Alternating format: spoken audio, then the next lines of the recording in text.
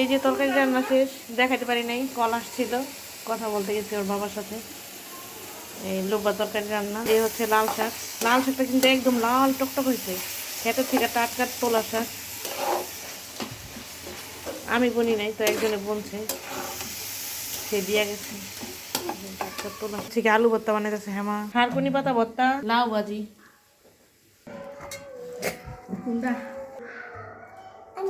খারকুনি পাতা ভর্তা, লাউ ভাজি,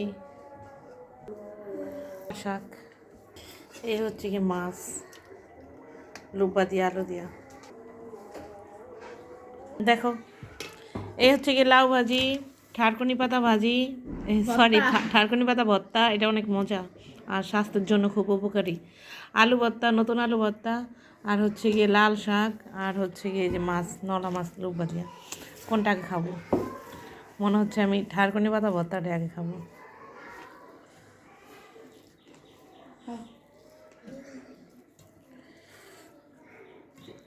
আমার আগে লোল করে যেতেছে। হ্যাঁ, আসিস না কিন্তু। বিসমিল্লাহ।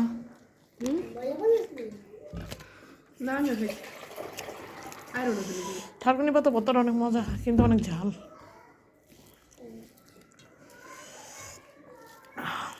সেই ঝাল খাও।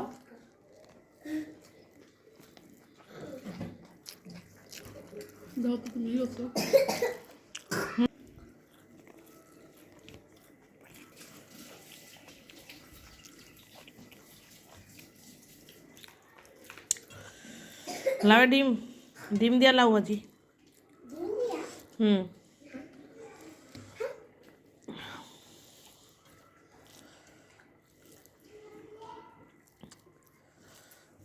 আলু ভর্তাটা থেকে বেশি মজা।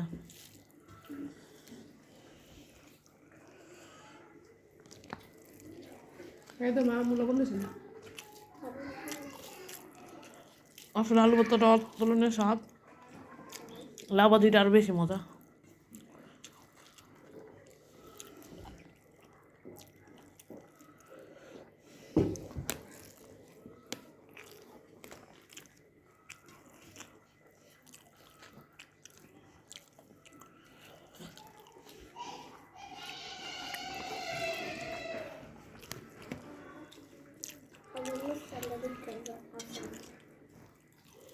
লাল শাকটা এত লাল আর একদম ন্যাচারাল, সার দেয় নাই, কোনো কীটনাশক দেয় নাই, আমাদের বাসার কাছে বুনছে।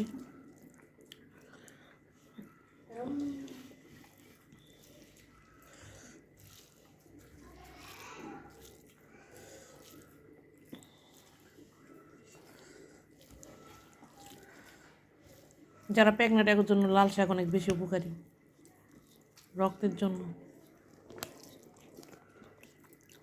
হিমোগ্লোবিন বাড়ায় রক্তের। লাল শাক সবার জন্য উপকারী, তো প্রেগনেন্ট মহিলাদের জন্য বেশি উপকারী, গর্ভবতী মায়ের জন্য।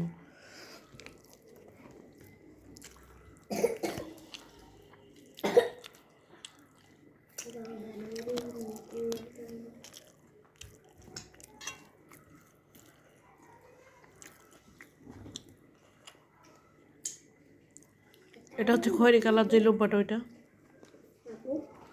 আর এটা হচ্ছে সবুজ রঙেরটা।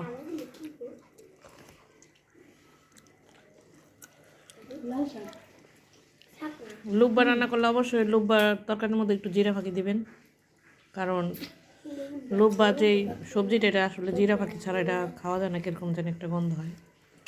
আর জিরা ফাঁকি দিলে একদম অতুলনীয় স্বাদ হয়ে যায়, অনেক অনেক মজা। মাছটা অনেক স্বাদ।